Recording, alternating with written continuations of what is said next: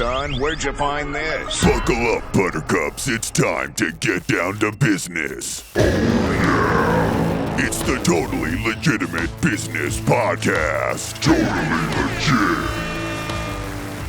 All right, folks, welcome back. It is once again the Totally Legitimate Business Podcast. Please like and subscribe. It really helps the channel, and I really appreciate it. I'm super excited. We've been trying to work this out for a minute now. We go way back, and we're going to get caught up here. I want everyone to welcome to the show a legend of Nashville, a legend of internet meme culture, and a legend of metal, Mr. Sam Schneider. Oh, thank you. Thank you for having me on the show. Yes. Yeah. Our schedules did take a minute to line up. Yeah. I'll have your people call my people. Yeah. The planes and everything and TSA, it's hard to travel from one room to the next these days. Yeah. Not everyone can be Taylor Swift. You know what I mean? Dude, what is going on? It's been so long since we've hung out in the same room. This is like a virtual room we're co-opting here. For those that don't know you want to just give yourself like a quick introduction, and then we can get into deep stuff. I mean, you kind of already did. I'm Sam, the Sammy Slamdance. I meet people at shows, and like it'll be like someone a larger person, like a famous person. I'll be like, oh, I'm Sam. Yeah, nice to meet you. And they'll kind of look at me, and I'm like, Sammy Slamdance. They're like, oh, I'm like, my name precedes my fame. So yeah, they got you good. What do you ever does that ever bother you where people like don't know your actual name, or is that kind of nice in the sense that it's like nice. Anonymous? Yeah, that's nice. I mean, it's not like I am, like we were saying, Taylor Swift. It's not like I'm like, you know what? I need people to just know me for who I am and know that my passion and my expression, I'm like, no, I'm going to post stupid memes of the Hawktua girl spitting on a breakdown. I don't really want everyone to know like real jobs that I have. Maybe, I mean, when you first start, you don't really want them to know like that's the first thing they see. Yeah, when they're interviewing you, but yeah, eventually, it comes out. Isn't it hilarious that is now just like an aspect of our life that we generations before us didn't have to worry about what horrible aftermath their internet traffic, created, or like what they did coming back to bite them in the ass. But our generation just kind of embraced it. We dove in with, was it when, I feel like it was 2010 when businesses first started going like, yeah, we're going to check your social media. Oh, for sure. Yeah. Oh, you give them your burner account. Everything's buttoned up. You never post. Oh, the wrong burner account. It's like, oh my God. Yeah. I always love the memes where it's like, it's a Wolf on Wall Street. I think it's, the guy from Superbad sitting there and he's sweating, and it says like, when you go into HR and they have like your Instagram handle up on the top screen, you're like, oh, and here we go. I can't, where was it for you where it started? Like, okay, this is important context here. We used to play in metal bands together. That's where I met you, in the Nashville metal scene. Very fond memories of our times there. And I definitely remember a number of existential conversations occurring behind some random venue in Alabama or something. There are just so many times, but could you just kind of explain to people the lore before you become Sammy Slamdance? Like, what was the build up to that? Oh man. Yeah. I mean, if it's where I met you, we can do how we met, then go, I guess, further into. No, go like, we'll catch up to that point, but go all the way back, when you're just little Sammy, when do you start wanting to express yourself by violently screaming into a microphone? Man, God, I feel like, of course it was System of a Down. So I was probably like 15, 16, skateboarding, being shown System of Tony Hawk, you get all the music, you're like, this is amazing. And then local skaters that you're friends with, some of them play bass and guitar. Alex Miracle was one. He was the guitarist of, they said we're Ghost, Cove, and Modern Hell. I don't know if those names are long forgotten, but they They ring true with me. We've had another guitarist from They Said We Were Ghosts on this show a number of times. Oh, snap. Was it Michael? Dude, he was in my house this weekend. I grabbed him this weekend. That, dude. You know, growing up around him, he would always be showing me AFI, System of a Down. I started learning guitar and everything, and System of a Down riffs, which are, you know, pretty much the necrophagist of learning guitar. Like, Darren Malakalev is just, you know, opens and ones, sixes, stuff you'll never be able to fathom outside of Nirvana. But Nirvana. Yeah, outside of learning Nirvana. Everybody learns System of a Down, Nirvana, AC/DC, and then of course like Purple Haze, but not Purple Haze. Smoke on the Water. Yeah, there you go. But no, got into that. Started trying to find bands once I wrote like 1 to 2 weird songs that didn't make sense, and kind of pushed my way into the Nashville scene with a band called 1/3 Fell, which was Christian screamo. I was playing guitar for them, and man, they were good dudes, good friends of mine still to this day. But I remember joining that band going like, I hate this music. It was Under Oath, Census Fail. I love Census Fail today. Under Oath, no, never. It was one of those bands where never got into them. Yeah, no. So I was playing that, you know, and they got decently known in the rock scene. Like, you know, they were playing Gibson Showcase and Rocketown main stage on like New Year's party. So it was an experience to go from nothing to just build my way into that. And then I was just like, I like Lamb of God and Agony scene way too much. I need to do something else. And I was like, started technically what is just Adelaide. Yeah. And then I met you the next day. No. Yeah, exactly. Yeah. Here we are. Wow, that was so fast.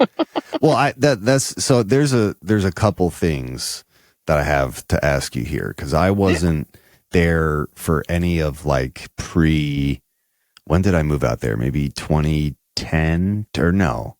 No, this is before. It had to be 8, 9. Yeah. So I moved out there in 2006 after I graduated. Wow. Yeah. For sure, yeah. And then within a year or two, I was like, we were playing shows with the Muse. I was meeting everybody and kind of like getting acquainted there. But you guys had obviously a lot more history. That scene, in my opinion, I came from Nebraska and there was no metal scene. Like we would occasionally get good metal bands that would stop through going to like Colorado from the East Coast. Mm-hmm. But by and large, there was no, I was in like a new metal band, but there wasn't a huge scene of that there. What Nashville's scene for kids at that time was pretty. Can you kind of explain like what like you got Paramore, you got obviously Music City, God. So there's always music and there's always venues, but not every place has all ages venues, and there were some venues in Nashville, and again like Paramore's that they were huge then. They had just exploded then. Yeah. But like what was it like being in the local scene at that time? What was the energy like there? Everyone was so mean. No. I mean everybody. Everyone was mean. I was better than it. No, but I mean I lived like an hour south in Columbia, where I started kind of just always playing in playing in a trailer in the woods, guitar and stuff. But in the local scene, when I started getting into it, I mean, it was a lot. It was definitely one of those things, especially coming from kind of the outside, like you're in the area, but you didn't go to school with these kids. Right. Yeah.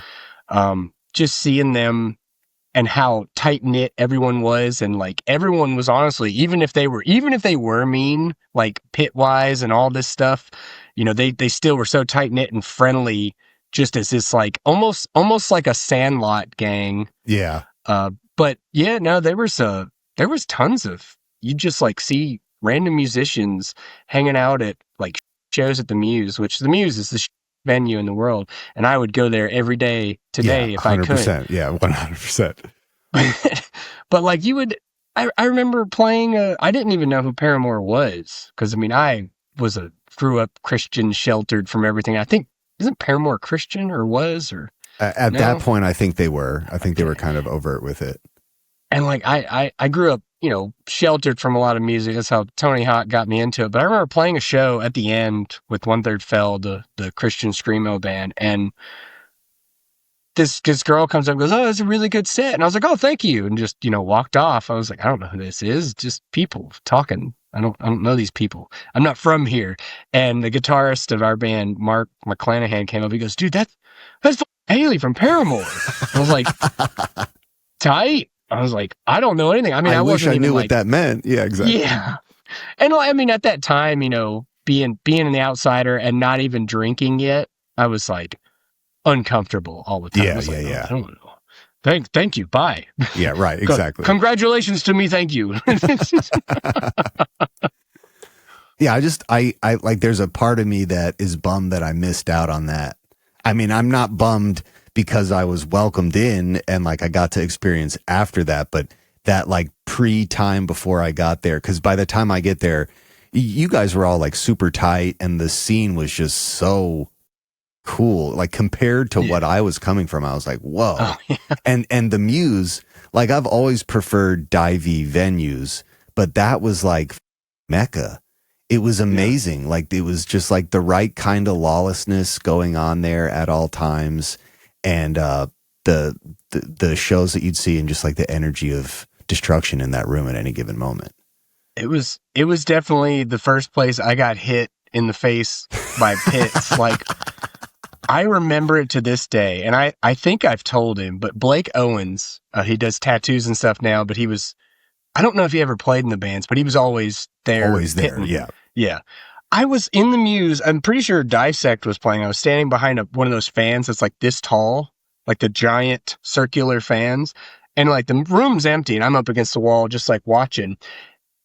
He jumps over the fan and just like slams me into the wall. I was like, what the is this? What is this?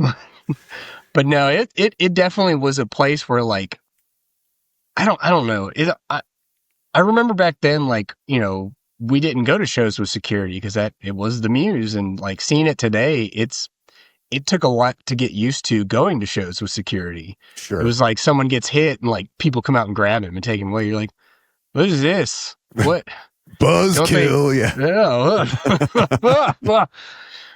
But then, I mean, it's probably a good thing because I remember like the crews back then would try to hassle some people and get a little intense. That's what I was gonna say. Like you standing behind that fan, that's like putting a target on your back. It's like, please hit me. And Blake for sure is like, who's this standing behind the fan? He's not gonna get in the pit.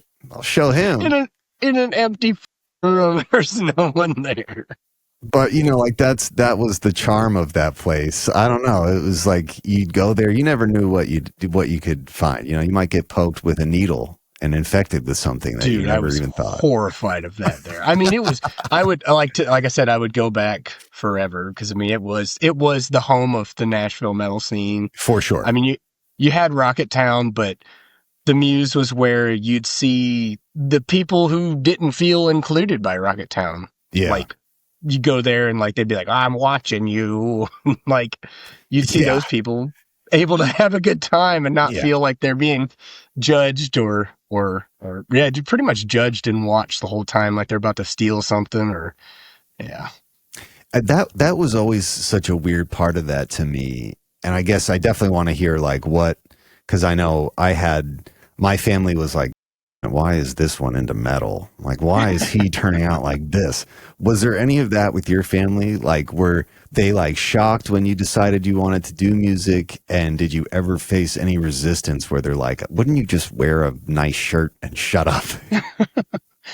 I mean, they definitely would tell me to, if you go into church or you're going somewhere with us, dress nice, dress decent. Which I mean, I tried to not wear. I didn't buy shirts back then with like profanity all over it. Did my best with that. I remember buying your shirt one time, skating around the venue with it on, and like being in the Christian band, and it says "Keep Jesus at a death metal," and this one kid skating next to me goes like, "Dude, cool shirt." And I was like, I can't wear this. I can't. But no, actually, my family was pretty supportive because my mom was a singer. I mean, she sang at church and stuff. She was a musician and everything, and my dad was just always like try it now while you're young. So when you get old, you're not wishing you had, or you're not, wasting your life trying to go back and relive your childhood. Yeah. But he was just like, go for it. Just have a backup plan, which is the smartest thing, because I definitely did not have a backup plan. Well, no one tells you that life is happening as it's happening. And then you're like later in life and you're like, oh, what did they say? No one told you life was going to end up this way. Exactly. Yeah. Just like the Friends theme. It's a quintessential piece of my personality.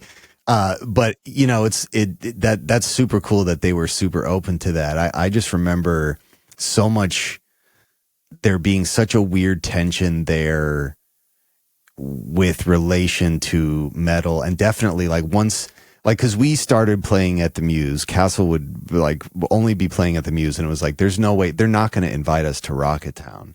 And when we ultimately get invited to Rocketown, we were stoked. We're like, oh, cool, we get to play this bigger venue. This is a really nice venue.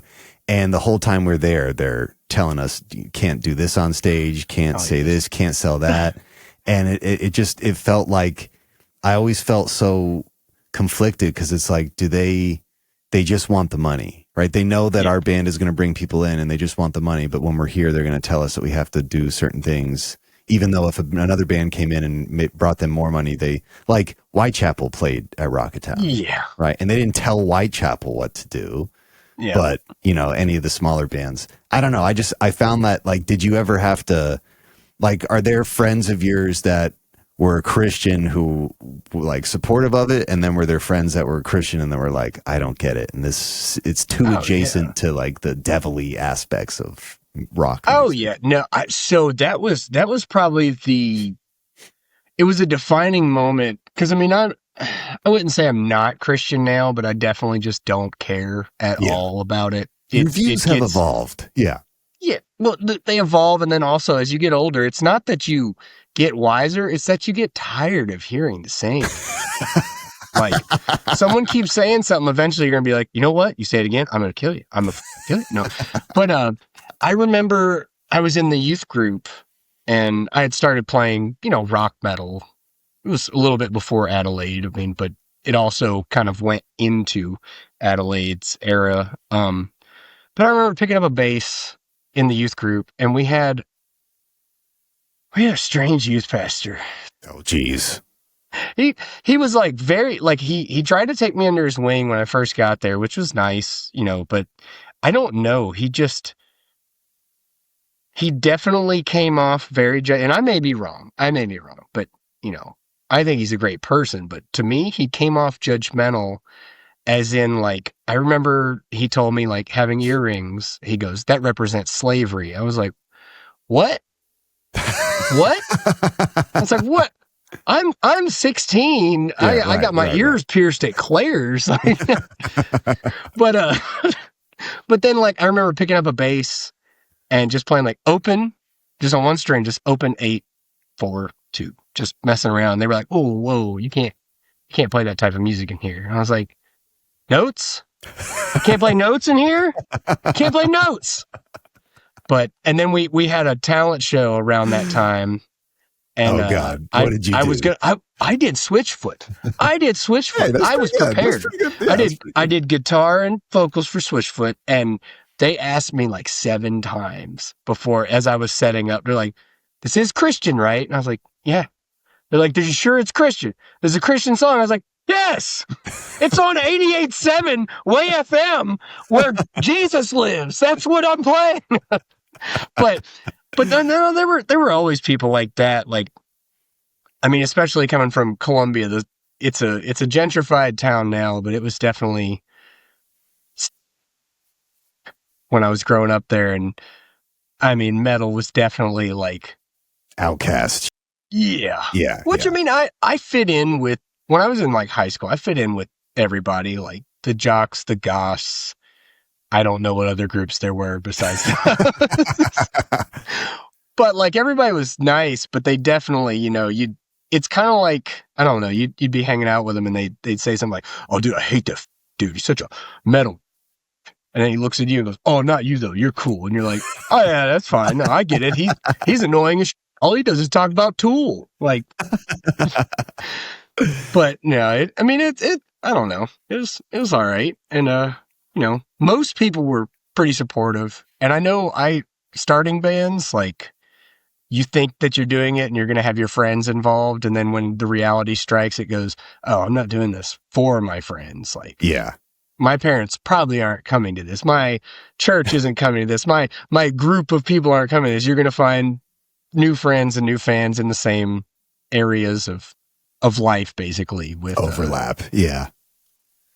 It was always like had no even concept of like Christian metal. That was not a thing that I was aware of. Like, not that I had any preconceived notions against it, because I literally hadn't heard any of it. But when I remember Clint putting me on to like, oh yeah, there's like this whole subsect of people that make like legitimately heavy ass music, but it's all in the service of Christ.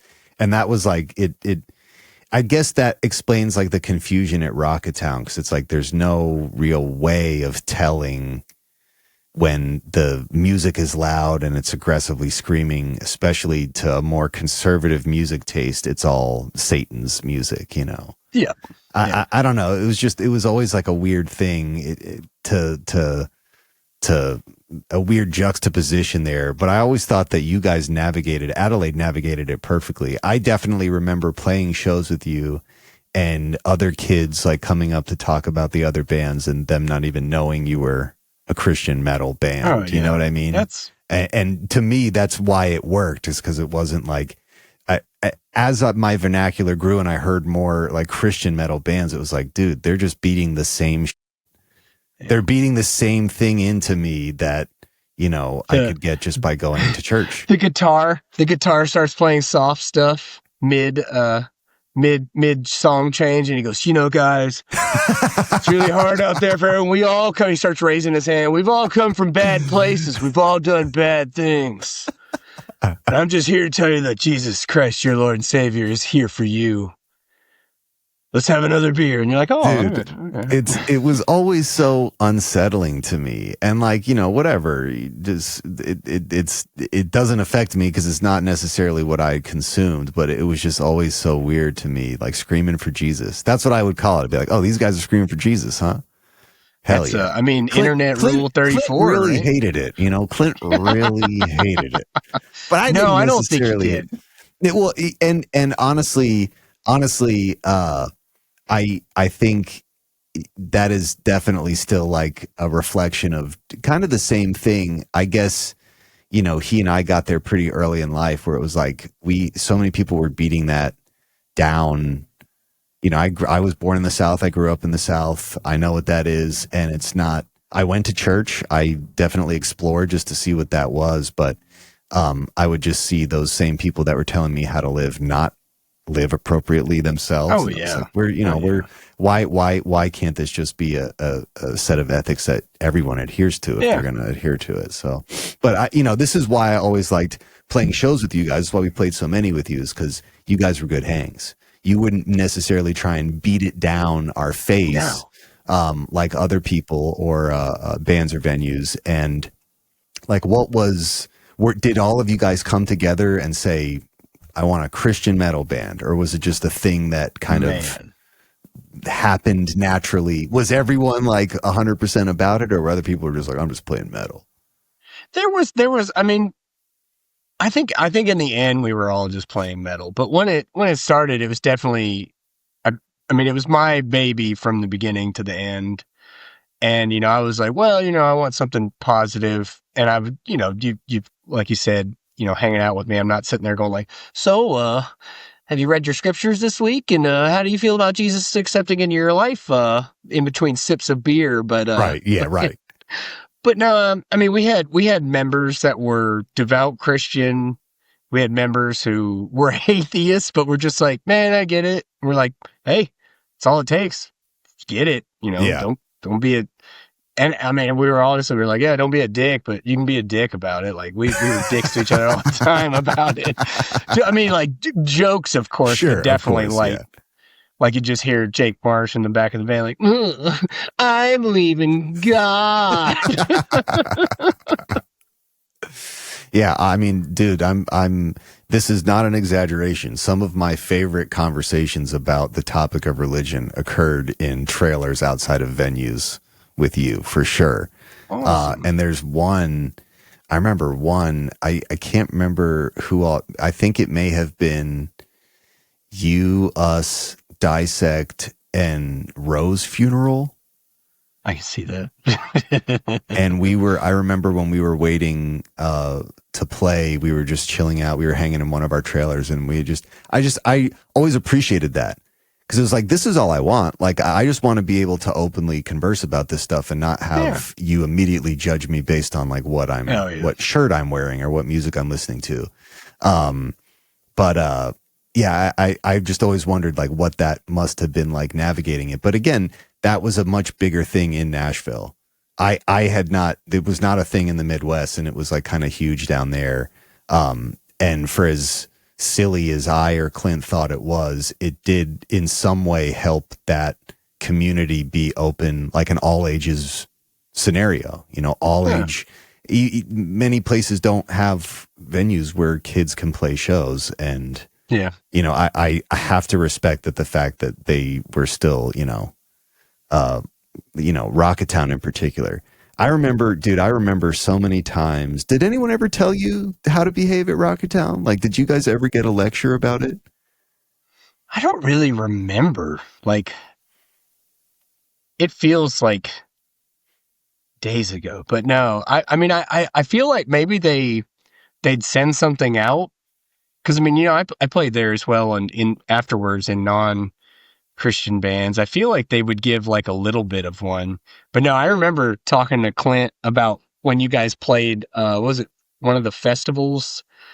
Trappist Fest, maybe. Yeah. And I know we had played, and you guys were playing on the side stage. And I just remember the best thing was that you guys opened up with that like old ass, I don't even know what it was. Some chicken picking banjo just going, I believe in the devil. Oh, and Hank the Third. Yeah. Dude, and you were playing it through like a guitar cast. Satan is real, working in spirit. Yeah, that song. Yeah. Dude, it was so good. And then everything just opened up. And I remember Clint saying, like, he said something like, and he was like, oh, we're not supposed to do that. And he goes, oh, what are they going to do? Tell us we can't play here anymore? And it's like your last show. Oh, yeah. No, that absolutely sounds right. Yeah. Yeah, they do. Every time we played there, they told us, they were like, to be fair, we attracted that. Like, we had really vulgar on our shirts, and we didn't censor our speech at all. So they heard what we sounded like. And, their concerns were warranted. But every time they would tell us that, like, we're not going to let you play, and we would play our whole set, and they would ask us to come back for other shows. Again, like maybe just because we'd guarantee 50 bodies out of all the other bands that were playing there. So, I feel like also it almost, I've thought this for a while. It's like Christianity in the early 2000s to mid 2000s, which I don't know why we say that anymore, because we're in 2025 and there's like a whole nother 75 years to go. But from like 2001 to like 2012, we'll say that, because that's when the world ended. 2012. The timeline shifted, for sure. Yeah, Christianity was the cancel culture of that day. Like, it's the same things. You can't say this, you can't say that. You can't do this, you can't do that. It mostly aligns. There's definitely, there's of course outliers where it's like, well, that's a little different. You can't say that. Yeah. But like it was the same thing where it's like, oh, you can't have a shirt with the morality on police. Yeah. Yeah. And it kind of was a thing, because I remember later at Rocketown when Animality played, we had the shirt that said shred. And it was a cat. The cat. It was a cat in a pentagram. So it was funny. It was funny, man. We're talking about shredding it. But we played, or we were getting ready to play, and they had people like boycotting it. I was like, because of the shirt. I was like, you do know I'm technically a Christian. I was like, I got into this band and they had shred, and I said, hey, we should put a cat on it. Makes it for all ages. But no, it definitely, like, the venue wants you there. The staff wants you there. But as soon as someone outside of that place who has anything, any following or money, or can raise enough ruckus, which is why I say it's similar to cancel culture. It's the Christianity morality police where they're like, oh, can't do this. No. So I want to believe that the staff wanted you guys there, because I know we all did. Well, somebody booked us. Like somebody wanted us there. Somebody kept putting our name down. I don't know if it was a joke or like yeah, in a good time slot. We answered. We just showed up. They told us we had to play. But I don't know. I just always appreciated that in that world. There were many times where I definitely remember pulling up to shows and feeling that way, but never at shows with you guys. Like there was always those were like the good energy times, and then of course the things at the Muse. But that's because if Rocketown represented the light of Christianity, the Muse was the opposite. But again, like I wouldn't trade like seeing Whitechapel at the Muse. I don't need to see them again. That's the best I'm ever going to see them. Dude. That nothing will be like that. Being in that room, no like stadium is going to compare. That's hard to explain to people because, like, I mean, I'm definitely like just an example. I'm definitely a Whitechapel's first album fan, and the rest of it, I was just kind of like, well, likewise, it's good. Yeah, I'm like, it's good, but I don't want to jam it. But like seeing them live on large stages with good sound, it's never been what happened at the Muse. Yeah. On their album release. Yep. Oh my God. Oh my God. Yeah. That and like I don't want to see like that. To me is a show. No stadium show is gonna compare to that. I don't know. Have you seen Ronnie Radke? Yeah, that is true. The pyro is sick. We had pyro. It was just barking. That's what happened at the Muse. And dude, there are like so many. I remember just seeing so many epic. That was the place where the bands that could not. I mean, that was really the only place that was doing metal at that time that I remember. Maybe the End would occasionally do a metal or heavier show. The End was before the Muse died. Like I know as Adelaide, I don't think we ever played the End. Yeah. And then like after the Muse died, all the metal bands were at the End. Yeah. So it was definitely like a transition there, which they probably said, well, we can bring this crowd in. I mean, that's free money. What the fuck? Yeah. Yeah, exactly. But we can care even less. Great. The End has become similar to the Muse. They usually don't have security. And when they do, security dies. There was one show, Bisswalker, one of my other projects, played at the End. And this guy was outside. I don't know if he was on the clock. I don't think he was, but he was a staff member there. We were all outside in the little smoking area or whatever you call it, the foyer. Yeah.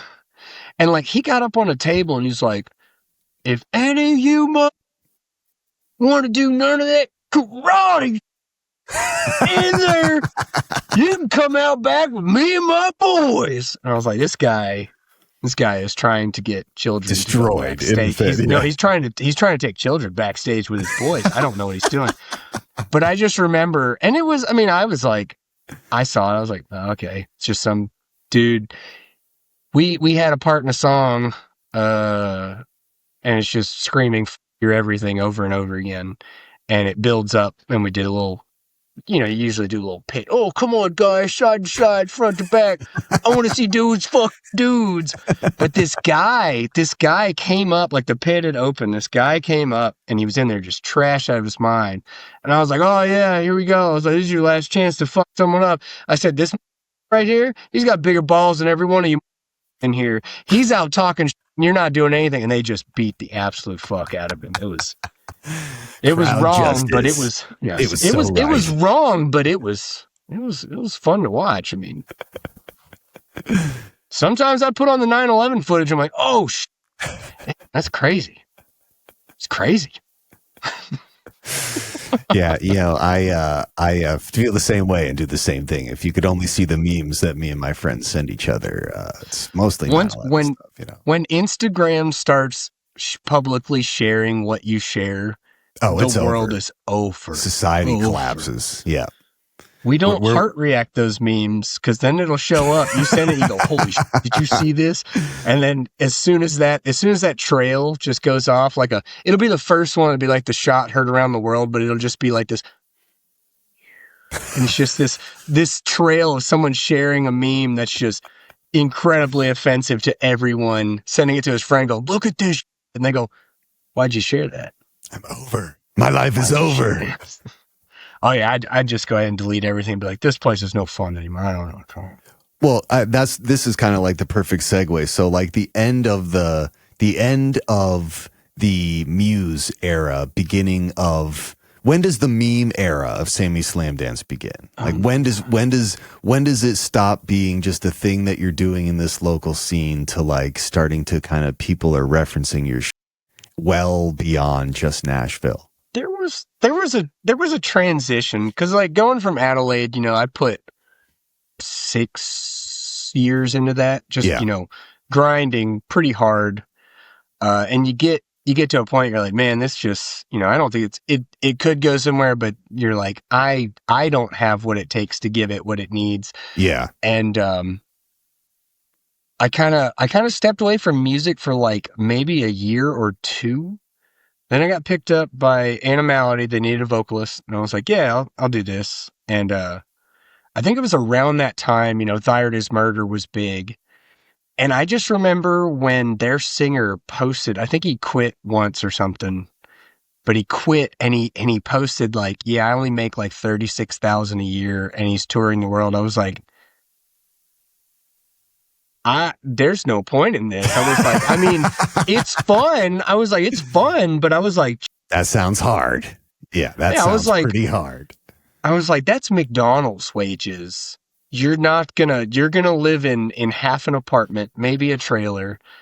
I mean, you'll probably you'll have a fun time, but as you get older, you're just gonna fall apart and be a crippled old man going, remember that time that I that I went on tour for 60 days on cocaine? Yeah, dude, 100%. It's a hard life. Yeah, no, it is. I was in Animality, and in Animality, it caught the attention of Malcolm of Inferi, which Inferi is a much larger band. They've been around since like 2006, Tech Death and such. And I joined Inferi. I had a good time working with them. It was really hard because they work really fucking hard, and I work hard, but I'm like, okay, it's time for a break. And they're like, no, we got like 6 more months. I'm like, but I went on tour with them. I had a terrible time. I had a great time, but I had a terrible time, which they bring up a lot every time that we hang out. They're like, that was like the worst tour we ever did in our life. Everything that could go wrong went I was wrong. there for that. Yeah. Yeah. And they were like, you were just like at the bottom of it, getting hit with everything. And I was like, yeah, it sucked. But, so I think after that, I came back from the Inferi tour. It was like 2017, 18.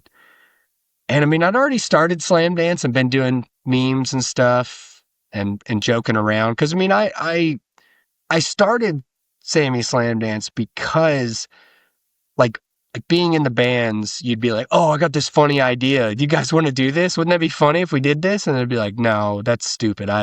That's embarrassing type stuff. Yeah. And you'd be like, oh. Yeah, exactly. Yeah. Like, I thought it'd be funny if we did this. Well, that's fine. And then I'd go do it by myself and it would start picking up momentum.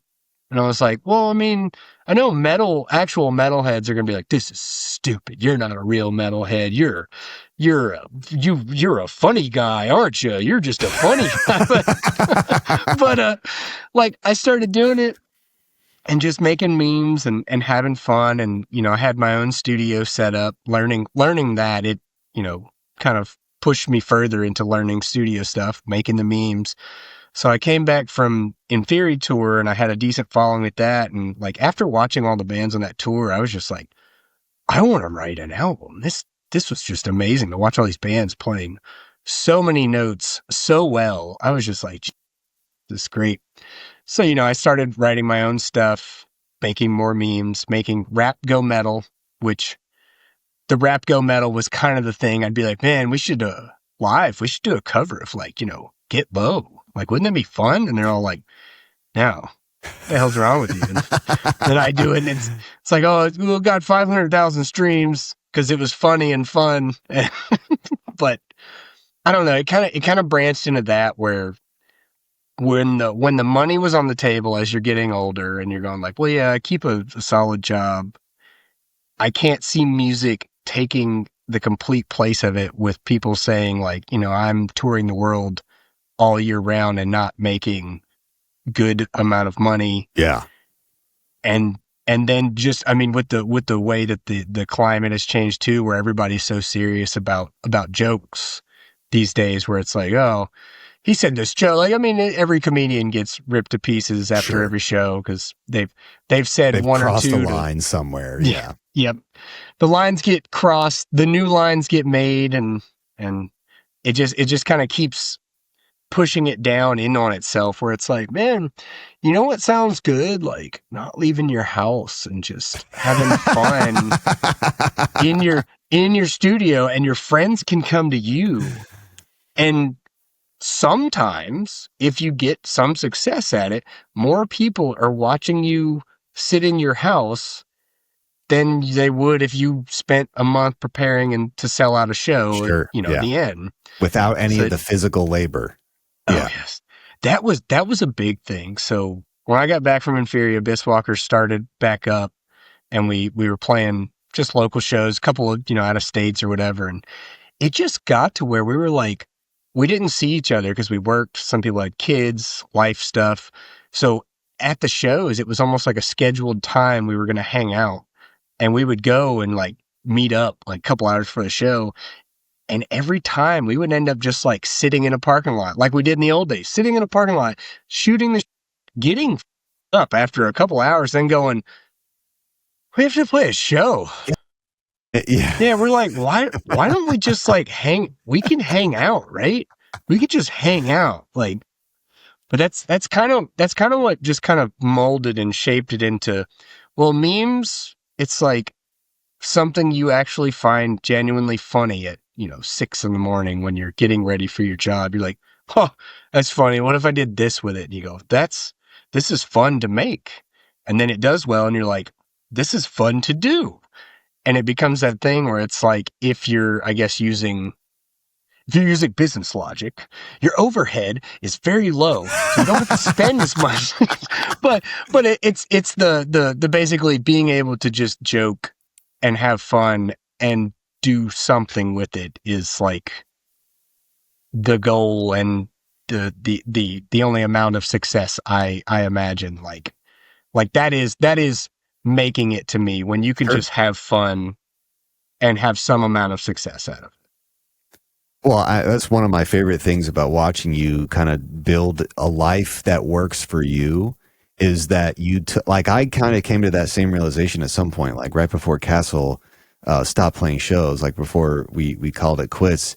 I was like, man, I could be you mean I'd have to give up all my free time to rehearsing and touring, and I'm not going to make a lot of money. And even like the biggest bands in the niche of metal that we're trying to do, like they're not making, it's not fun. It's not a fun, like we talk to them, like they'd be sleeping at Clint's house and they're like, dude, this sucks. And we'd be like, that's terrible.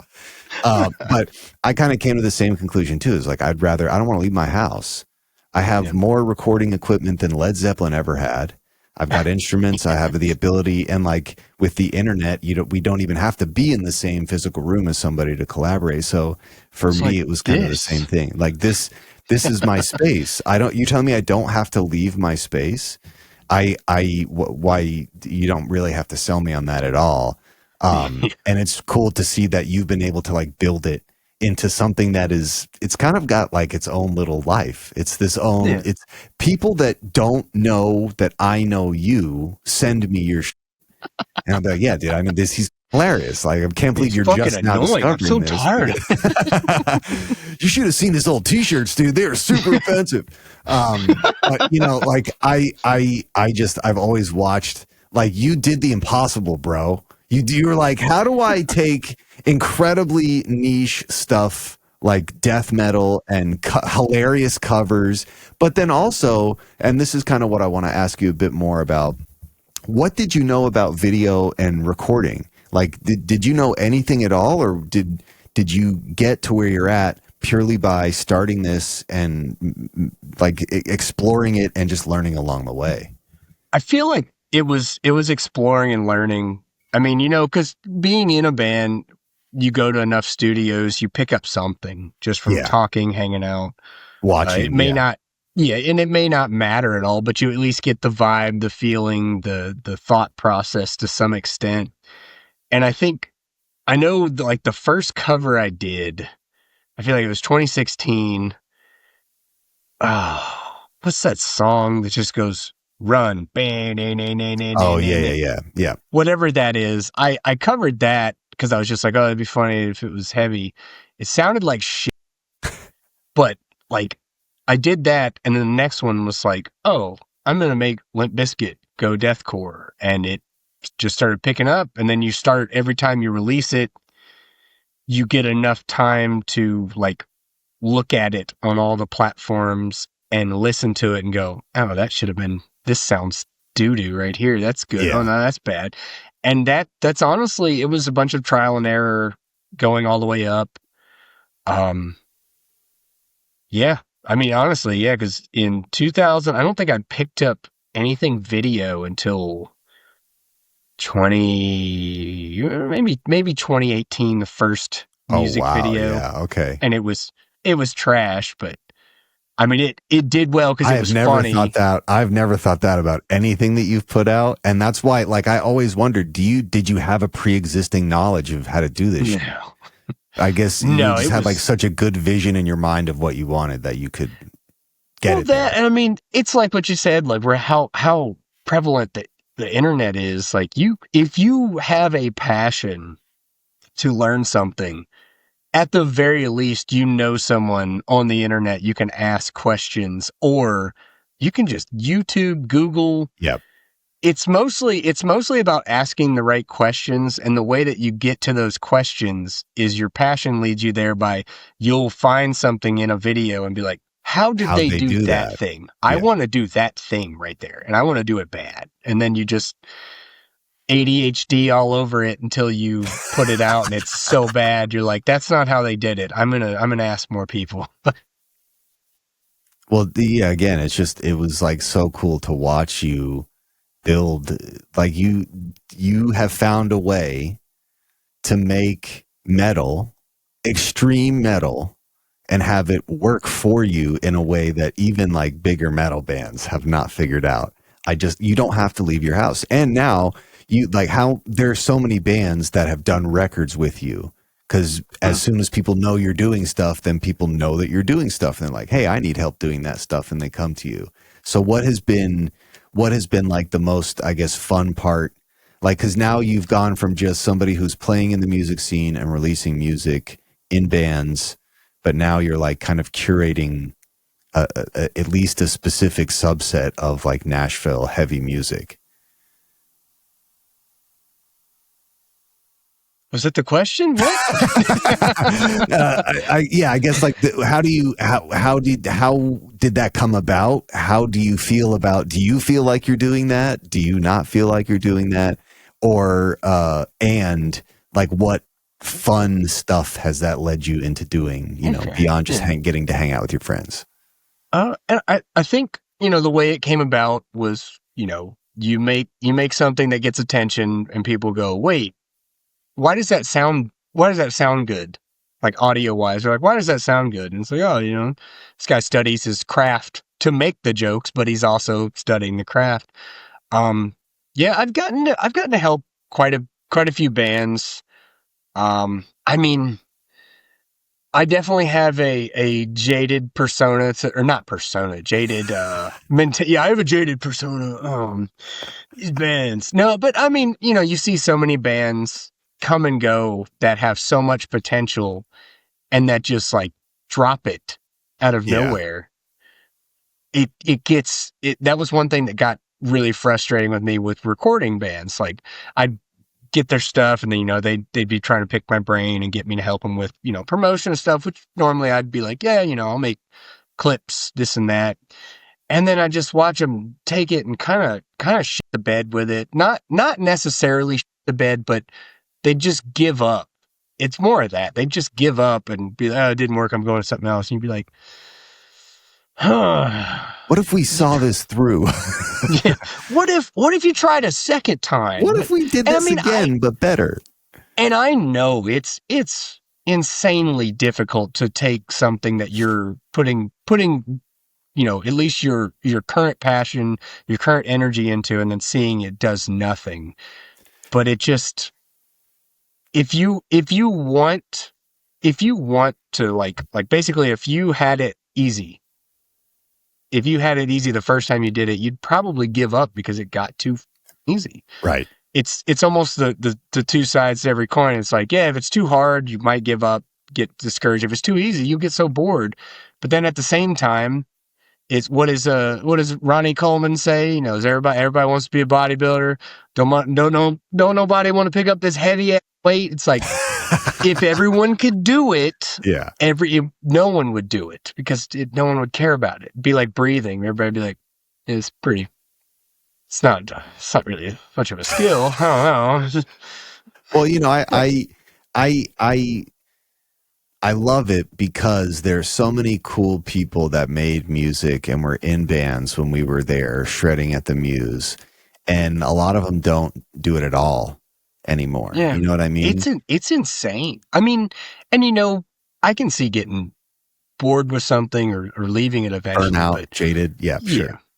But man, there's so many that just, I every now and then I'll think about it, like bands all the way back from like 2004 that I was just like, this is like today I look at them and I'm like, that was like Veil of Maya skills going hard, and they had their production up, everything going, and then they're just like, oh, someone didn't get along with somebody, so we just all quit. It's like, God. That's how it goes, dude. It's how simple it is. And I guess I would say I was passionate, but more ADHD, just stuck on stuff. But in Adelaide, we went through so many members. I think we went through 12 to 13. I was like the fourth vocalist of the band. Wow. We had, because I was like, I'm a guitarist, I play guitar, you do the vocals. And, they'd either quit or not work out. And it's just, fine, I'll do it myself. Yeah. I got mad. I was just like, I'll do it myself. I was like, oh, that sounds kind of good. Which, the first time I figured out I could do vocals, I was actually yelling at my parents. I feel like that's the appropriate outlet for you to find out that you can metal scream, It was such a unique situation. So I think I was going through puberty. So your parents are the bad people, and then they're also, they're overreacting back to you. So it's just a chain reaction back and forth of you yelling at each other. But my mom, I don't remember how this came about, but she took me to court, like juvenile court, for yelling at her. I went to court. I had to go stand in court. Damn, dude. And I got sentenced to like anger management and juvenile something, community service and such. But like, I just remember we were on our way back from like a family trip, because I got allowed to skip juvenile community service one weekend because I was going on a family trip down to like Alabama or Florida. And I remember going on the way back, I was stressing out because I was supposed to memorize the community service like pledge that you have to recite, or you have to go to the special group which just works out all day. And they were yelling at me, and I was in the back, and I was like, oh, just shut the up. And I was like, was that Corey Taylor? Origin story revealed. Oh man, I think the funniest part of that though was like, so I went to anger management for yelling at my parents, like just for yelling. I did anger management. No, what? Say what? That is like so Tennessee. Do you think it was like a scared straight deal? Like, was it a thing they were just putting on, or was it a legit court proceeding? I mean, it was legit. Like, I mean, I was with the cops. That is wild, dude. It was all, and my dad today will be like, "Oh, that was your mother." I don't know. But, because, I mean, I know her and I were arguing a lot, but it wasn't like, there was no violence. There was no threats. It was just yelling. But no, the funniest part was I went to this joke of anger management, which the lady who ran it was very nice, but like she had everybody like acting out what happened to get them there. They're like, all right, we're going to do role playing. Like you're going to act out what happened to get you here, why you're in the situation, and what you would have done different. And I'm sitting there like, okay, so I have to tell people that I yelled at my parents. And I'm like, all right, I can do this. I'm preparing in my head, getting ready for public speaking. And this first guy stands up and he goes, yeah, I told my mom, shut the f up. She hit me with a frying pan, so I shot a cop. And I was like, oh. And then like the next one was like, yeah, I stabbed a cop with a pencil because someone was making fun of my cousin and I chased him down. He tried to hide in a cop car. And then this other one was a girl and she was like, yeah, beat the shit out of this person that punched the cop. And I'm just sitting there like, I have to stand up in front of these people. I go like fifth and go, yeah, so I yelled at my mom. And they're like, well, how would you do that different? I was like, guess I wouldn't. Not yell at my mom. Not yell, yeah. I was like, this is perfect. And then later watching Superbad, I'm like, why wasn't this just did Superbad? That was a joke of a situation. Yeah, seriously, that's a very strange scenario. It's like, it reminds me of the situation in Half Baked where Dave Chappelle goes to the Narcotics Anonymous, and they're like, you just smoke weed? You ever suck dick for coke? You know what I mean? It's like a whole different scale. I ain't never done that.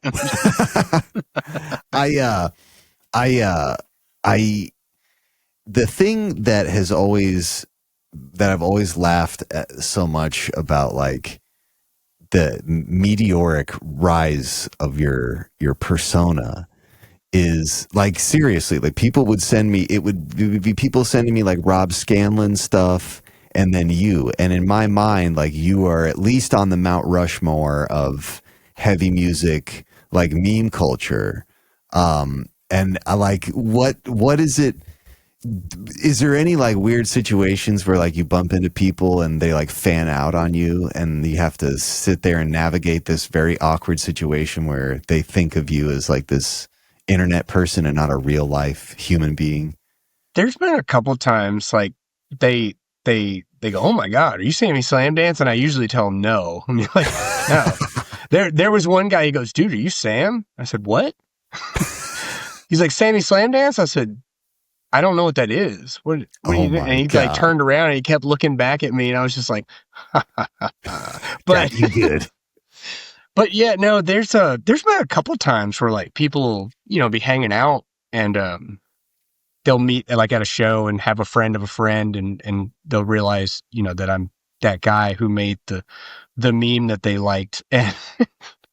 And they will be like, you're not acting anything like you do on the internet. I'm like, what am I supposed to do? Just be going around jumping in people's face? Being like, am I supposed to be like doing an Eric Andre skit every moment of my life? Just, I know how to scream. Ah! It's like, no, I'm sitting here getting drunk because I'm nervous because there's a lot of people around and you're talking very loudly.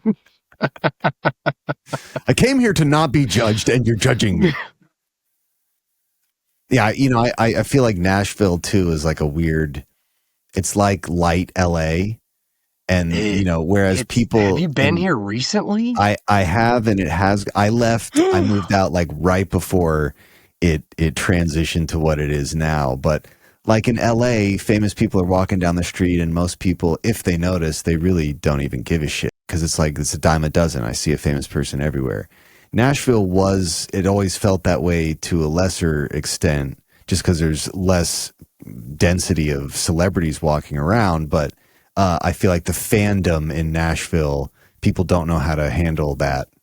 Like they're the kind of people that'll, just run up to somebody and like shove something in their face. And I did give Andre 3000 a hug, so. Dope. He told you not to, right? He told you not to touch him, right? I don't think he had a chance. No. This was probably like 2004 4, I was working at Cool Springs Galleria, and I was like riding down with my lunch, and these 2 girls in front of me were just like freaking out. I'm just, ignoring them. It's just girls being girls they're in their own conversation. And then one of them said, "Songs are 3,000. I said, "Songs are 3,000. And I like just put my lunch down, yeah, exactly. Ran back up. He was at like a T-Mobile stand. I was like, "Oh my God, I love your music." Gave him a hug, and that was it. That's dope. Yeah, he probably thought you were going to stab him, so it's a good thing. Oh, yeah. Yeah, it's probably a good thing I didn't. What is this the ideal scenario for you? Like, do you, in terms of you were kind of elucidating that before, like, this is what I consider making it, but does it feel like you've made it? When we were back in the day thinking about where do we take this thing, did you ever see yourself being here? And now that you're here, does it feel like you've made it in some way? I think the only way that it feels like I've made it is almost like if you were to think about walking up to like your 5-year-old self, what would they think of you? Like even my Adelaide self would probably be like, "Oh, wow, you're doing way better. That's cool." Yeah. As for making it, I think I can only make it when I don't have to try anymore. Yeah. When the joke, and I don't think that day ever comes until you get to be like, someone like Dave Chappelle, where you can just pretty much go up on stage. Yeah. Yes. You can go up on stage, bomb, and tell people, listen, you are never getting your money back. I am leaving, and I'm not telling you. That's making it. That's making it. But no, I mean, I appreciate where I'm at. Because, it wasn't just like some overnight thing. I just kept posting and making stupid shit that came to my mind and collabing with friends mostly. Like that's one thing if I were to push to the next level, it would probably be collabing with more like content creators. Because, they take this so seriously, which there's nothing wrong with taking it seriously. There's money in it.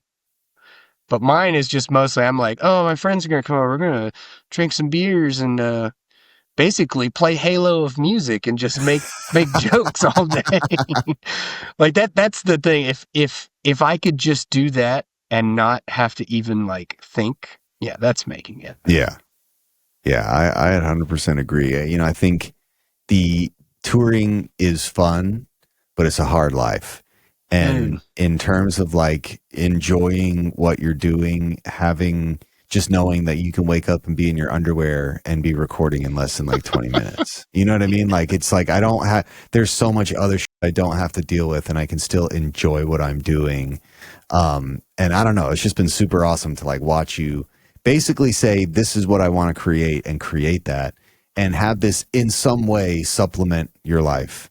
Or at least subsidize itself to the point at where it's not just draining your bank account of upgrading cameras and lights and learning how to do all this. I'll say like this, just the Slamdance project has saved me sometimes when I'm like, "Oh, I don't have any money." I'd be like, oh, Nice. Payday, rent is okay this month. That's fine. So it's definitely been I would say what they call a godsend. I don't even know what that means, but that's just a term that people use. Yeah. A godsend. Sounds real poetic, yeah. I think Jesus sent me on earth to do this. I think at this point we can safely say that is the case, yeah. 100%. I think what he really wanted was for me to be able to probably make jokes about his crucifixion. Because you gotta laugh at the tough stuff, right? Like you just gotta laugh. Yeah, like he's just got the holes in his hand. The stick jokes. It's the first thing the apostle said to him after he came off the cross. Is walk it off, dude. Come on, walk it off. Which I guess he did. A couple days later, it took him a couple days. He had to rest. Mm-hmm. I also want to make sure that we give Nashville some shine now, because I haven't lived there. I'm out of that loop entirely, and that city has kind of exploded. So can you kind of explain what that landscape looks like now for heavy music, and can you maybe talk about some bands that are from the Nashville and surrounding areas now that you think are kick-ass? Oh yeah. The landscape has honestly changed for the better for the like largest of the heavy music. So back in like 2016, I used to, get close with all the booking agents, and we would talk about, I understood that the only reason booking agents do stuff, the successful ones, is the money. And a lot of times I would ask them, like, why aren't you booking, like, oh, Slipknot came through, why didn't we grab that, or what happened and stuff? And they'd be like, dude, the money is not there. And I'd be like, what do you mean? And they showed me numbers where it was like, they played this Kentucky venue and it sold like 19,000 tickets. Last year they played Nashville, it sold 7,000. I was like, gee, why? We're like huge with people. There's bodies here. And I will say today, that's changed, where like venues like the Pinnacle have opened up, and it is the best venue I've ever been to as an old man. It's like almost, it's open seating and multiple levels of seats, walkways, platforms, giant open area, great sound, bars everywhere, 3 stories. And then also it has a rooftop bar that has a projector showing the show with live, like big PA speaker audio. Like as an old person, I get tired by 10 o'clock. I'm like, all this, I could leave. And I go up there. I'm like, this is so nice. Just sitting on a patio, watching, just clapping along to Lorna Shore. Like, this is great. But I will say venues like that have been like, bringing in Lorna Shore, it was almost a sold out show. I don't know what the cap there is, but I saw Shabuzi there like a week later. There wasn't a huge crowd difference, which I was like, that's nice. Cause Shabuzi's country pop, like metal is keeping up with country pop in Nashville. Bringing it still, so, yeah. So the new venues, and I guess it's just from all the California people moving here and kind of re-gentrifying it. Oh yeah, 100%. Yeah. I don't know if you've seen East Nashville in the last 2 years. I sure have. Is very different than I remember. Well, and I remember, like, even as I was leaving, I moved up to New York, and I was talking to people up here who did real estate development, and they're like, "Oh yeah, there's so many people from New York and LA because you can buy buildings cheap and then jack up the rent 10 times, and somebody will pay for it." But yeah, it absolutely became like mini LA hub for sure. Oh yeah. But yeah, no, the venues have been killing it. They had the scares where the Rock Block, which was the exit in and the end, were going to go away. But they stuck through it, kept going. They have giant apartment buildings and hotels next to them now, but still killing it. Sales that I see, at least going to shows and stuff randomly, it'll be packed out on like a Wednesday night. But yeah, no, there's a handful of bands absolutely murdering it. I'll forget all of their names. All of them. I know that the two heavy hitters that come to mind with work ethic, music production that they put out, and just overall passion they put into it would be like Hard Reset, which is a Nashville hardcore band, hardcore metalcore mix, with Knocked Loose vocals, and then a band called Dissonation, which is kind of like. It's kind of like if Meshuggah was a deathcore band. Sick. Love that. Yeah. And they keep the prog in it, because I featured on one of their songs, and I haven't done it live because I'm not counting to 15. I don't know this song. But then, especially bands like East of Eden and Of Ruin. East of Eden's from Memphis area, but they play Nashville a lot, and they're kind of like a metalcore tech death, blackened a little bit, following the what's popular, the trend. But it sounds great. And then Of Ruin, good friends with those guys, and did a vocal feature with them and some of their music videos and stuff. But they're disgusting. They're basically like if Lorna Shore was good, but yeah, Lorna Shore's fine. But they're just they're much more raw because they're coming up. They got the passion, the drive. Love it. And the energy. They're young, dumb, full of cum. I am real stoked to see metal in general kind of taking more of a mainstream appeal. I'm seeing heavier bands in places that I wasn't seeing heavy bands, and I'm definitely excited that Nashville is still in some ways like growing that. For me, it's so weird because I remember getting made fun of by everyone from listening to nu metal. Yeah. And when I was in middle school and I had the nu metal band, we were in the Midwest. We were like a couple hours from Des Moines. Slipknot was huge. Nu metal was huge at that time, early 2000s. It was like on TRL. It was like mainstream on the radio. But I remember like definitely getting a lot of, and then even after that, this is the question that I'm leading to here. Okay. In my mind, there are a couple nu metal records that absolutely affect any metal band that came after them, and everyone's are a little bit different. But what are like the nu metal bands?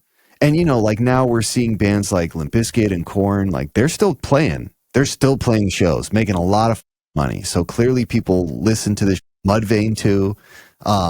But I remember in the in-between from when it was popular until the past couple of years, it was like you were an forever listening to Limp Bizkit or talking about any of that. So what you were a jock rock bro. Backwards hat bro, but what like nu metal, early 2000s nu metal bands for you do you think which ones had the biggest impact on you personally, and then which ones do you think have the biggest impact on the metal that we hear now? I would say on me, I didn't get into, I love Slipknot today, and I have for a while, but I didn't get into them in the beginning because all their fans were the most annoying pieces of maggots. I'd ever, yeah. Dude, they were like ICP. They were like, it was them and ICP. You were a fan of one of these. We like to wear Hot Topic from Dollar General all year round.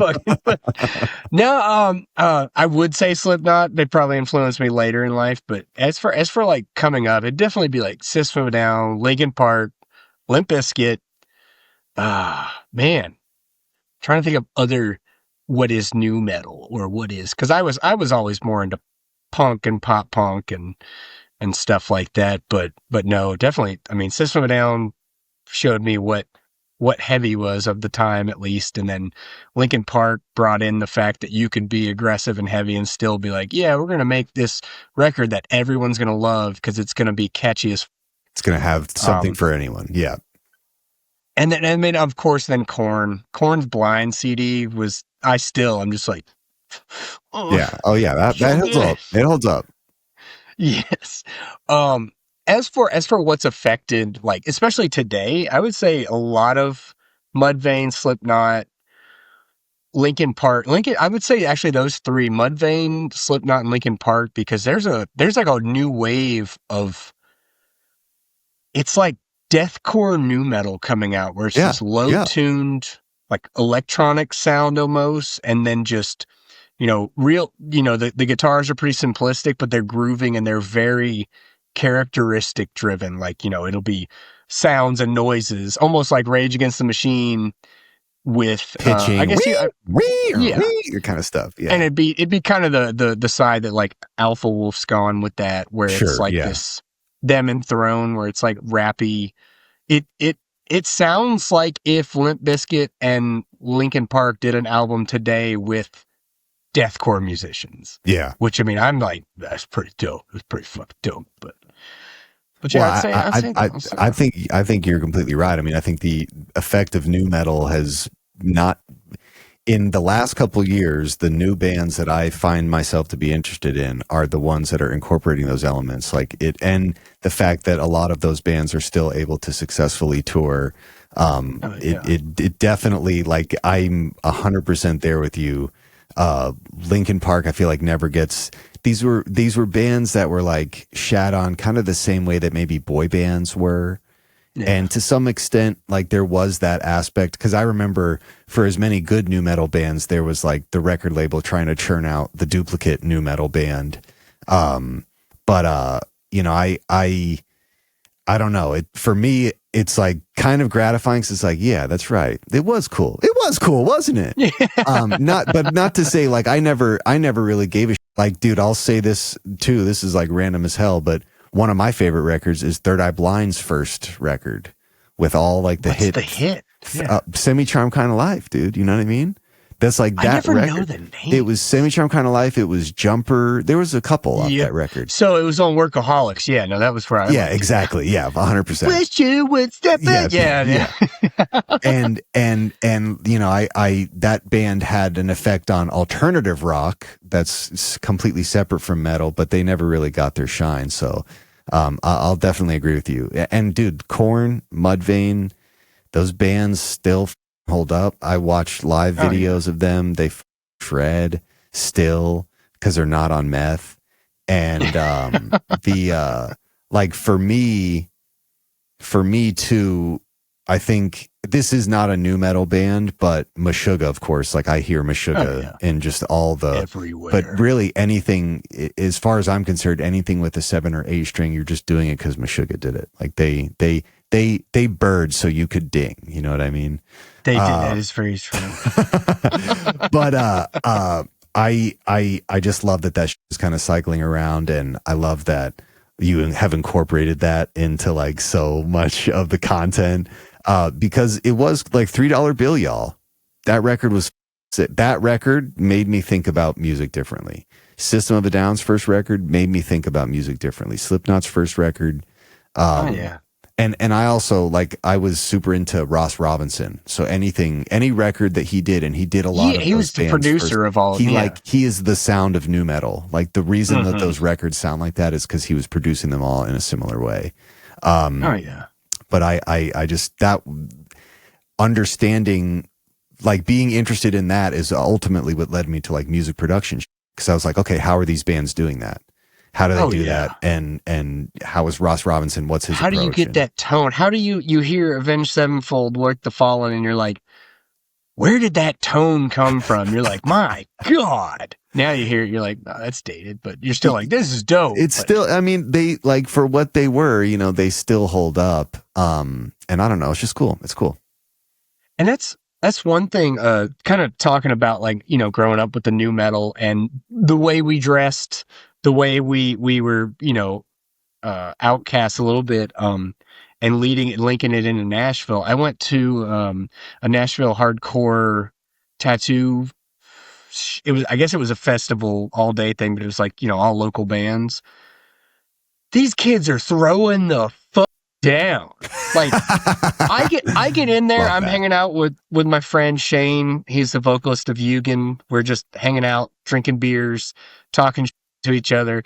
And I'm just watching the stage and I'm like, dude, that kid is like 16, like skinny, lanky dude up there, guitars bigger than him. And I'm just like, this is heavy as and then the crowd's going crazy, like pitting. And I was like, and they're dressing like, okay, this was a defining moment that I don't know what it defined, but I'm at the bar and the band's playing. So I'm just sitting there waiting for the bartender to see me or whatever. And there's this kid steps up next to me. He's got his hair like, looks like he's straight out of a Slipknot video, like hair in the little pigtails going all the way back, like little, not braids, but like little pigtails, like stuck up, like spiked hair, pigtails. And he's got like trip jeans on or something that looks like it. Old school head from Korn. Yeah. Sitting there and he's got his, you know, Hot Topic bracelet on that we would call it a Hot Topic bracelet. I have no idea. It's probably a Forever 21 bracelet today. I don't know what it is. The guy comes up and goes, "Oh, you guys are together?" I was like, "No." And then like he goes, "What do you want?" I was like, "Well, I want this beer." And this kid orders a Dr. Pepper. Amazing. At the bar. I was like, I don't know what this defined, but this is something. Something is happening here. This is the strangest thing I've ever. I'm in a venue and it's 2005 again, and I'm standing next to me ordering a Dr. Pepper 100%. While the scene is 2005 behind us. It was a magical night. It was magical. No, dude, it's, I mean, again, like you've been able to witness it. You've been able to witness that entire transition. I don't know. It to me it's like nature healing.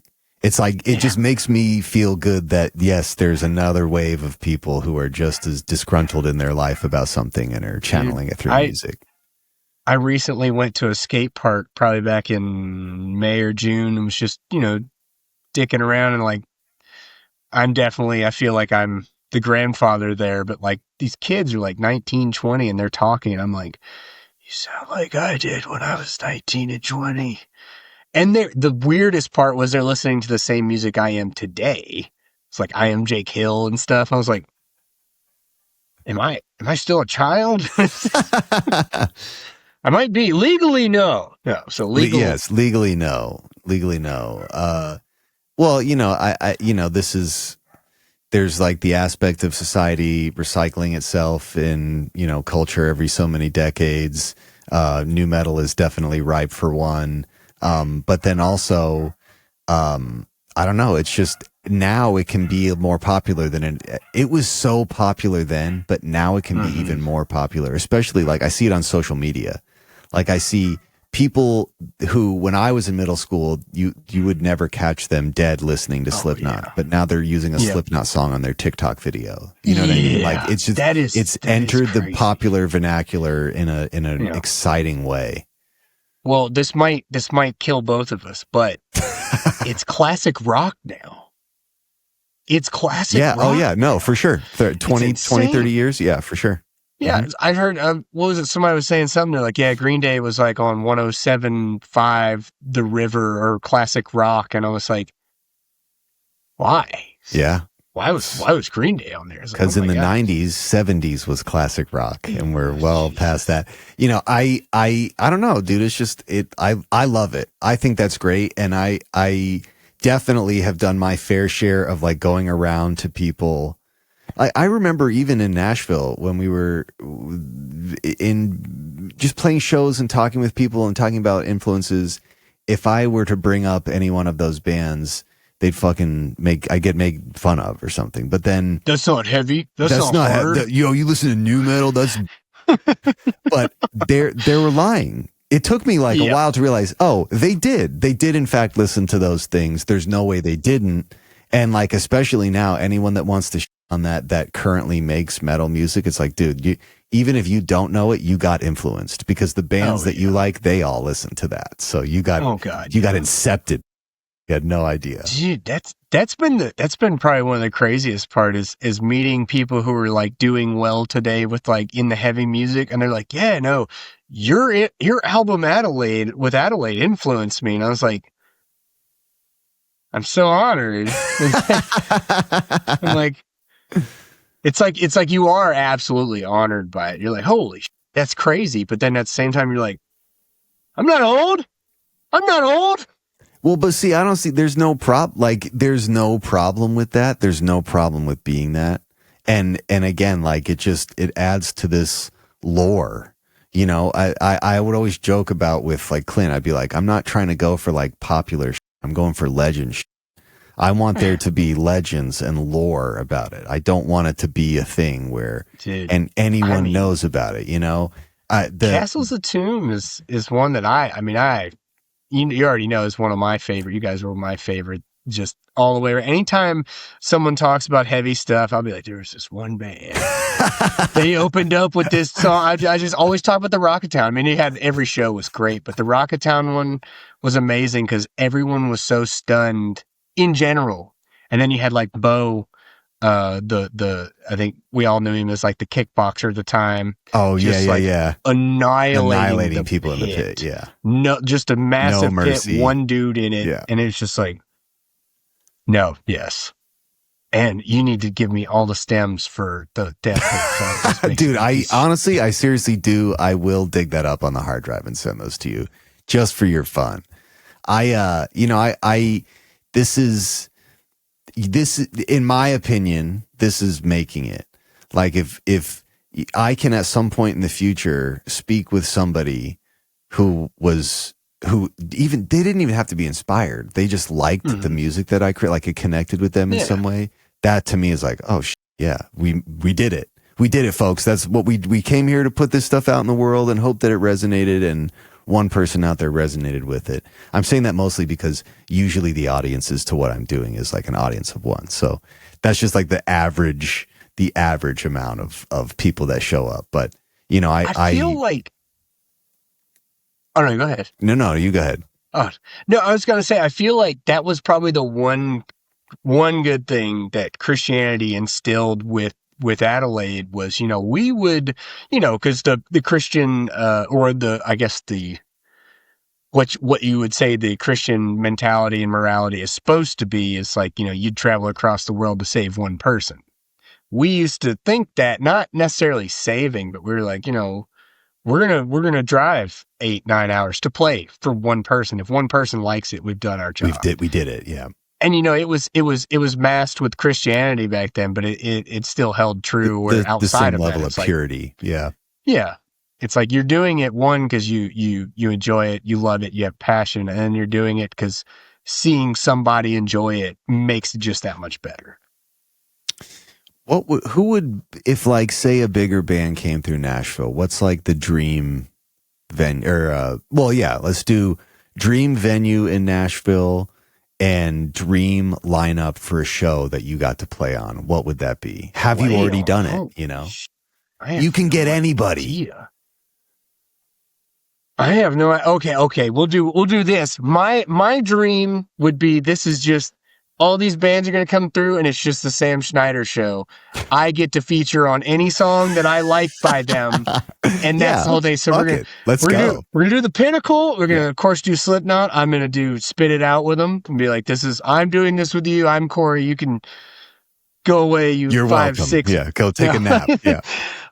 Definitely, you know, throw in some Agony Scene. Be like, we're gonna play. I'm gonna do some of your songs.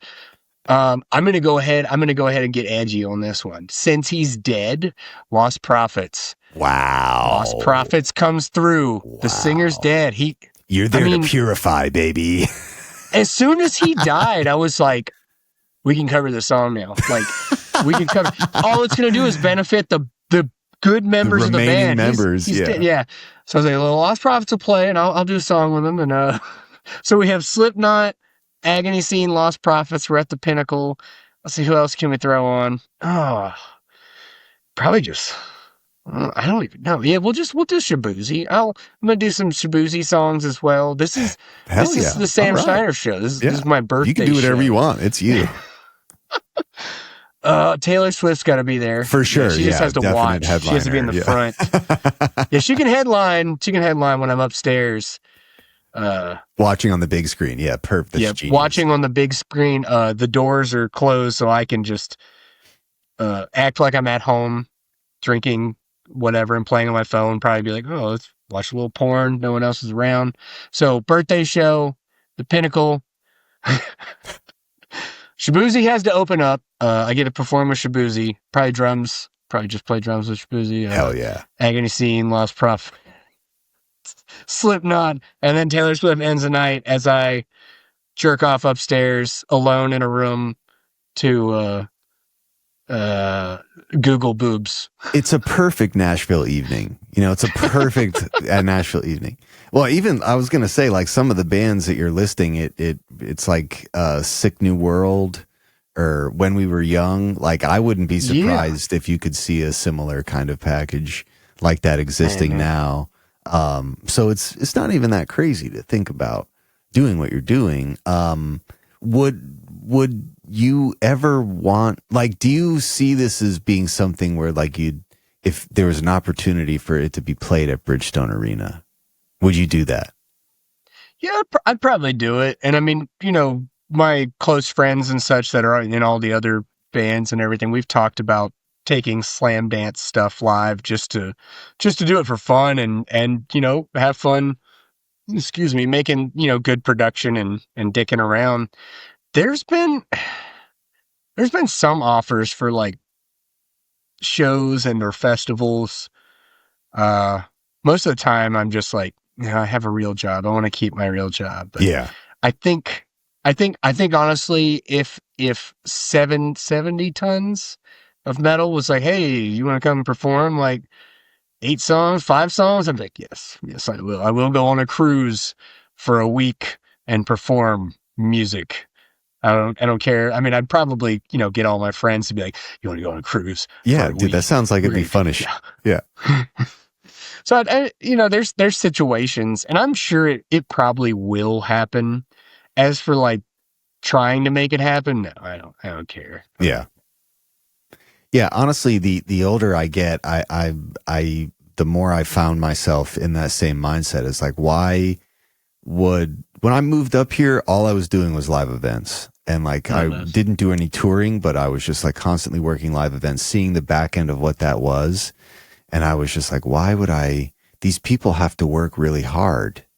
Like, it's just, and I'm talking about even the A-list client. Like, that's a hard life. They're on the road all the time. They're constantly on the move. You can't put anything down because you're not going to be there for more than 10 or 15 minutes. It's crazy. That actually reminds me, kind of the thing that when I heard it when I was like 15, I was like, you're stupid. And then as I got older, I was like, oh my God. I used to be a skateboarder and did all the competitions and shit. And there was this one guy, I think I was like 15, 16. He was like 25 in our hometown. The man was one of the best skateboarders I've ever seen to this day. I mean, just for example, just casually flat ground 360 flip tail grabs, just hanging out. Wow, you're really breaking out the Tony Hawk vernacular. Damn. Well, like he would. That's just like 1,800 points, dude. Yeah, man. It just into a manual. He never stopped. But like, so I remember asking him one time because I was like, dude, why are you not sponsored? He goes, oh, I got offers and such. And I'm like, why are you not doing this? You could be, a famous skateboarder. And he's like, well, if I did this for my job, what would I do for fun? And I was like, that's stupid. You're stupid. That's dumb. I'm going to be famous. I'm going to be rock star skateboarder. And then I get older. I'm like, yeah, trying to do it as a job sucks. Yep. Really sucks the life right out of the sails for sure. Oh God.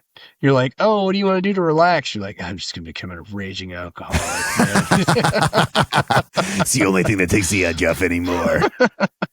Well, yeah. But it did ring true with it where it was like, you try to push so hard into something you're passionate about that it's almost what the Batman thing, the live, you be a hero long enough to become a villain. Yeah, 100%. Become what you hated. Yeah, exactly. Yeah, and that's what music becomes if you have to push it and make it your job. I mean, not saying people definitely can do it as a living, but for some people it's just not. Yeah, no, I personally I don't like the idea of not being around.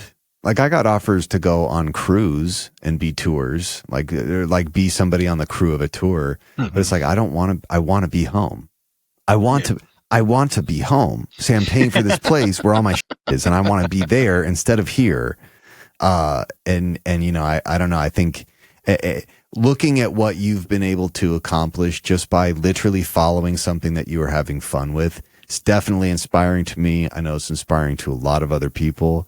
And it's just cool to see, like, you did the impossible, man. Like, you were able to turn something hyper niche within a niche. It's nicheception. And you were able to turn this into something that resonates with people, well beyond just deathcore, a very hyper specific subgenre of metal. And, again, like, you crush it. Your puke voice is what my alarm is set to on my phone. That's why I just choose to wake up to that, because it starts my day off perfectly. I know if my day is starting like this, it can only get better. You know what I mean? That is true. That's in this much pain now. That's like the goal of working out in the morning. You're like, if I do this, the rest of the day is gonna be so easy. So easy in comparison to this thing that I hate but need to do. I have been wanting to make my alarm clock David Goggins. I don't follow him or anything, I follow him, but I don't I don't subscribe to oh, this is how you live life. Yeah. I just love the edits of his speeches when he's like, Merry Christmas, bitch. You think life's going to hand you an ice cream sandwich? And then it just cuts to another scene. Got it, yeah. Well, then it just cuts to another scene. He goes out here running, birds and shit. I'm like, I need to hear every morning just to wake up. Birds and You just gotta love it, dude. You gotta love it, man. Well, dude, I want to make sure that I give you a moment here, because again, just like I've said, watching you build what you've built has been not only entertaining but inspiring. Like, what, as somebody who literally took a niche thing they were interested in and turned it into it's kind of interesting too, because it becomes a meme in itself. Like, it's mimetic, it self-replicates. You know what I mean? Like, you pursuing this thing and constantly being like, well, what if I could just do this iteration or do this a little bit different? It's funny how the memes are like, they help keep you inspired. They keep the gas going when you're like, oh, I could mix this better. It would be funnier if it was mixed a little bit better. And it's just a fart with a snare. You're like, oh yeah, this needs to be in 96 hertz. Really, we got it. We got it. Let's just notch that out.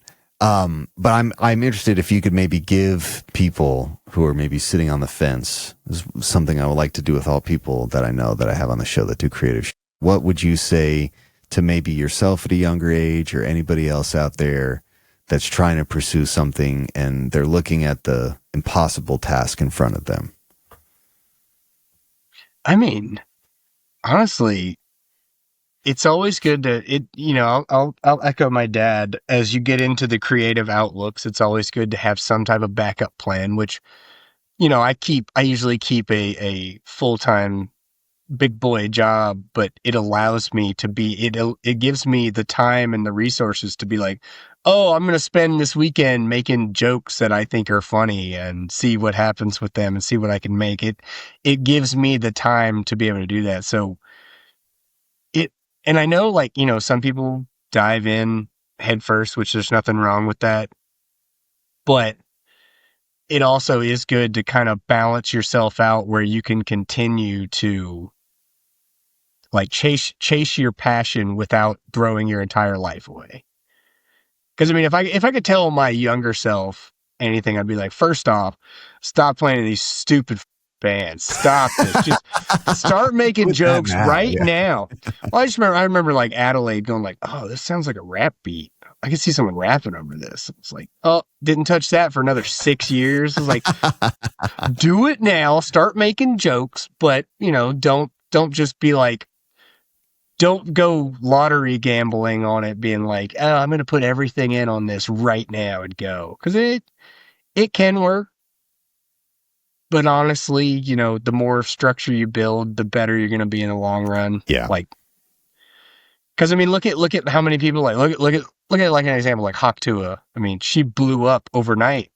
She got all that fame and then got in all this weird trouble.